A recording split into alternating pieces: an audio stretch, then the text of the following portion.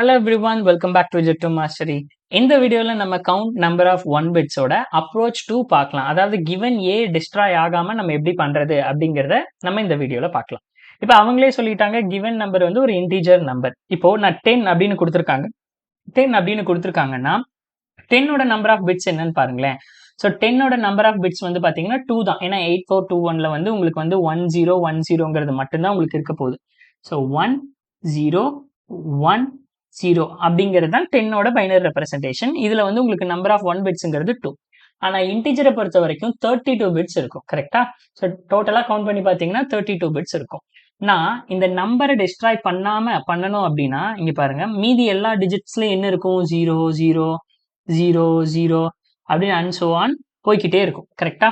அப்படின்னு எது வரைக்கும் போயிட்டே இருக்கும்? இங்க பாருங்க, இது 2 பவர் 0, உங்களுக்கு இந்த வேல்யூ 2 பவர் 0, இது 2 பவர் 1, இது 2 பவர் 2, இது 2 பவர் 3, இது 2 பவர் 4, இது 2 பவர் 5, இது 2 பவர் 6, இது 2 பவர் 7. அப்படி போய்கிட்டே இருக்கும்போது கடைசியா எங்க போய் நிற்கும்?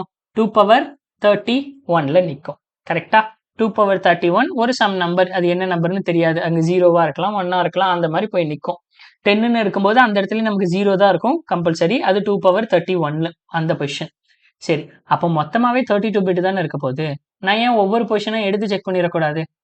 ஒவ்வொரு பொசிஷனா நான் ஏன் எடுத்து செக் பண்ணிடக்கூடாது? முதல்ல போய் 2 பவர் 0ல இந்த 0th பிட்டு உன்கிட்ட நம்பர் இருக்கு, அந்த நம்பர்ல 32 பிட்டு தான் இருக்கு. போது 0th பிட்டு 0வா இருக்கான்னு பாருங்க. அடுத்தது 1th பிட்ல 1 இருக்கான்னு பாருங்க. அடுத்தது செகண்ட் பிட்ல 1 இருக்கான்னு பாருங்க. அடுத்து தேர்ட் பிட்ல 1 இருக்கான்னு பாருங்க. ஏன் நான் செக் பிட்டை வச்சே கண்டுபிடிக்க கூடாது? கரெக்டா? செக் பிட்டை வச்சே நான் ஏன் கண்டுபிடிக்காது? 0th பிட்டுன்னா என்னது? 2 பவர் 0th பிட். 2 பவர் 0ங்கிற அந்த நம்பர் எனக்கு வேணும்.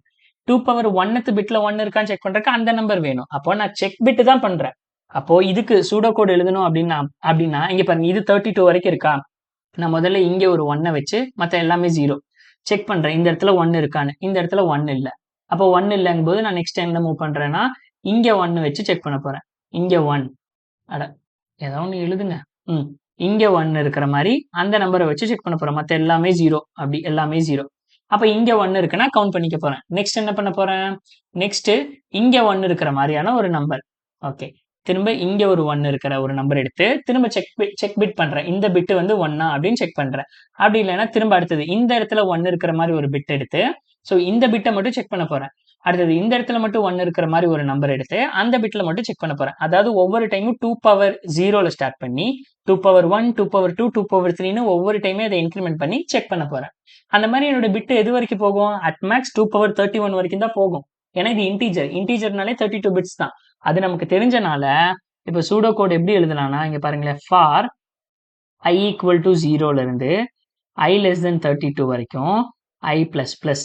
இந்த ஐங்கிறது என்னது? 2 பவர் 0, 2 பவர் 1 அந்த நம்பர் எனக்கு வேணும். கரெக்டா?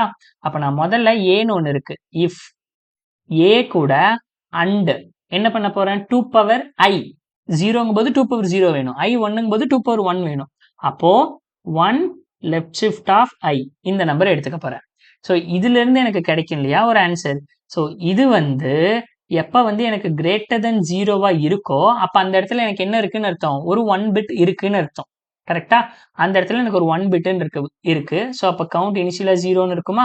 ஸோ அப்ப நான் என்ன பண்ண போறேன்? கவுண்ட் பிளஸ் பிளஸ் அந்த இடத்துல பண்ணிக்க போறேன்.